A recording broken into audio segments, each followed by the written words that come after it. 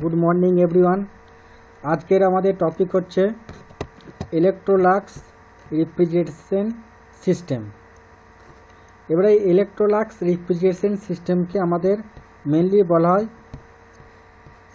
হয় যে three fluid absorption system. কারণ এখানে আমরা তিনটে ফ্লুইড ইউজ করি। একটা হচ্ছে আমাদের অ্যামোনিয়া, একটা হচ্ছে হাইড্রোজেন, আর একটা হচ্ছে আমাদের ওয়াটার। তাহলে একে কী বলা হচ্ছে? Three fluid absorption system.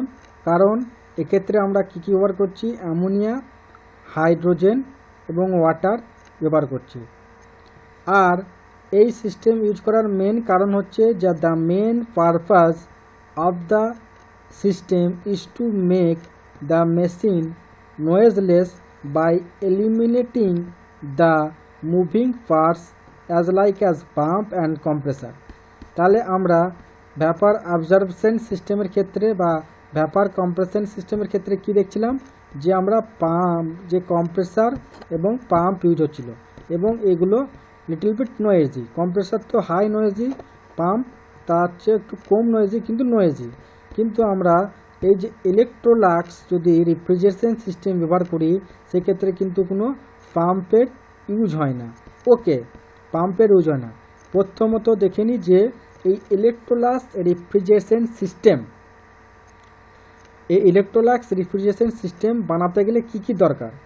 প্রথমত জেনারেটর দরকার, তারপরে আমাদের অ্যাবজর্বার দরকার, ইভাপোরেটর দরকার, কনডেন্সার দরকার। এবারে কনডেন্সার আর জেনারেটরকে আমাদের কানেক্ট করে রেকটিফায়ার, জেনারেটর এবং অ্যাবজর্বারকে কানেকশন করে আমাদের হিট এক্সচেঞ্জার। আর এটাই। এবারে তোমরা কি জানো যে কনডেন্সার আমাদের হিট রিজেক্ট করে অলওয়েজ, আর ইভাপোরেটর আমাদের হিট অ্যাবজর্ব করে। আর এই যে পুরো প্রসেসটা হয় গ্র্যাভিটির আন্ডারে, মানে গ্র্যাভিটিটা ইউজ হয় এক্ষেত্রে। প্রথমত কি হয় যে তোমরা জানো অ্যাবজর্বারের মধ্যে কি থাকে? মিক্সচার হয়। কার মিক্সচার হয়? না অ্যামোনিয়া আর ওয়াটারের মিক্সচার হয়। এবারে তোমরা জানো যে ওয়াটার আর অ্যামোনিয়া তাড়াতাড়ি জ্বলে গুলে যায়, কিন্তু হাইড্রোজেন কিন্তু লাইট এলিমেন্ট, সেটা কিন্তু ওপরে মিশে থাকে। এরপরে কি হয় যে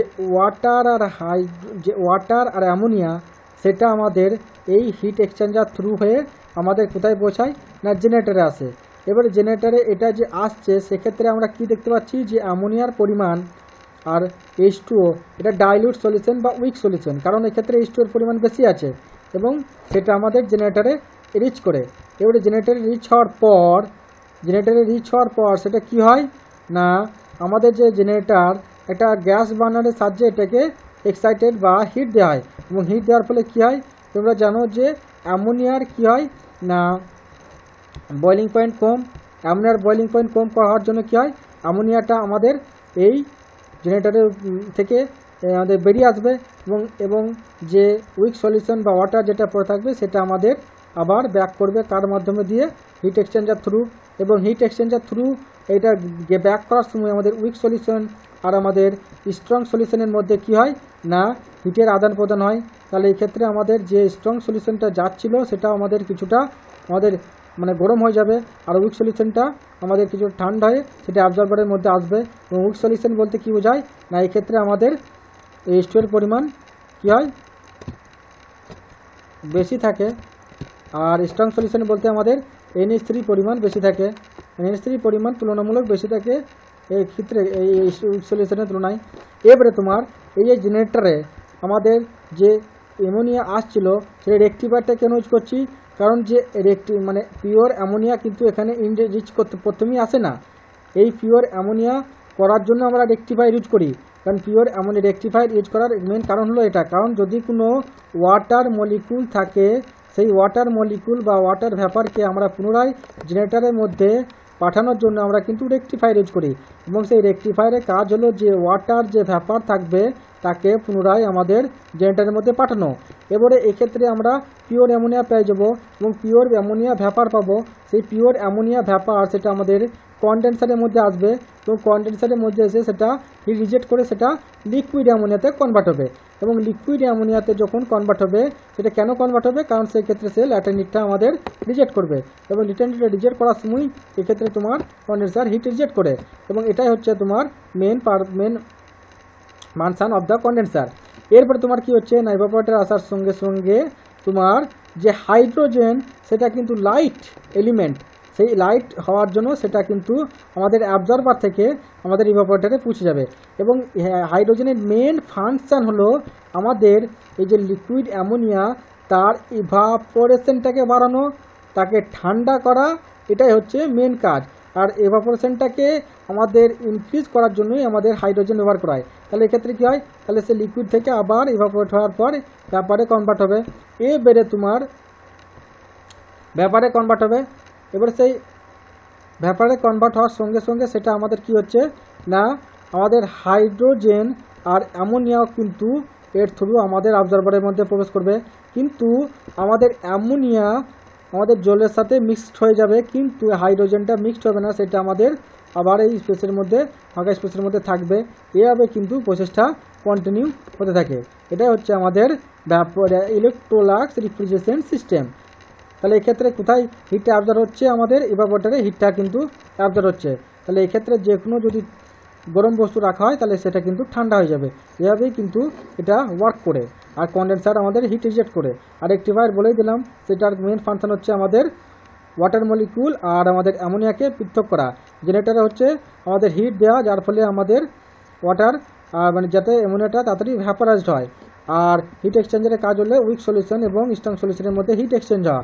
আর অ্যামোনিয়া অবজারভারের কাজ হচ্ছে আমাদের অ্যামোনিয়া এবং অ্যামোনিয়া এবং ওয়াটারের মধ্যে মিক্সিং করা। আর হাইড্রোজেন হালকা সেহেতু উপরে মধ্য দিয়ে এই উপরে উঠে যাবে এবং সেটা আবার আমাদের ইভাপোরেটরের মধ্যে কাজ চলে আসবে। এটা পুরোটা কিন্তু গ্র্যাভিটেশনের জন্য কাজ করে, গ্র্যাভিটেশনাল ফোর্সের জন্য কাজ করে। তাহলে কি বললাম, ammonia is used as a refrigerant and hydrogen being the lightest gas is used to increase the rate of the evaporation of the liquid ammonia passing through the evaporator, and this is used in the low pressure side of the system. Okay, and the strong ammonia solution from the absorber through the heat exchanger is heat in the generator by using an external source, usually gas burner. Okay, the ammonia vapors thereby produced and are sent to the condenser via rectifier or water separated to remove the water vapor carried with ammonia vapors. This is done because the water vapor, if it is not removed, enter into the evaporator and causes the freezing and choking of the machine.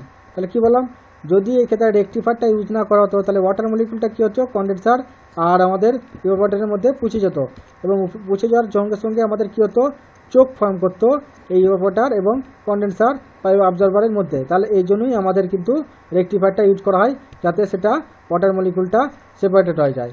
ওকে, তারপরে কি বলছে, তারপরে বলছে যে the ammonia vapours there, okay, the hot weak solution left behind in the generator flows to the absorber through the heat exchanger, where it gets cooled by the giving away and heat to the strong solution going to the generator.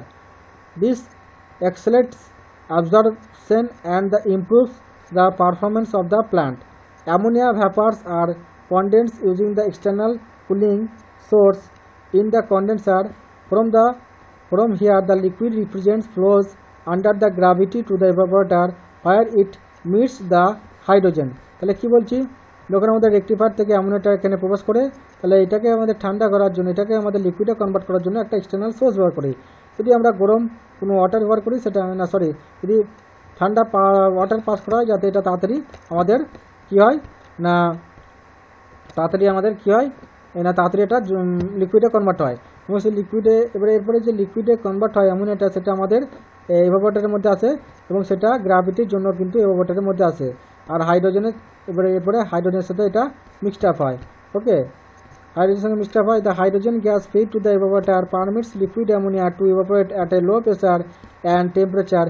According to the Dalton's principle, ammonia absorbs latent heat from the refrigerant space during its evaporation and thus produce the cooling effect. তাহলে এখানে কি বলছে, যে এক্ষেত্রে যদি হাইড্রোজেনটা অ্যামোনিয়ার সাথে mixed হয়ে যায় তাহলে ডাল্টনস ল অনুযায়ী এখানকার যে প্রেশারটাও কিন্তু ডিক্রিজ হয়ে যাবে, এবং ডিক্রিজ হওয়ার ফলে যে লিকুইড অ্যামোনিয়াটা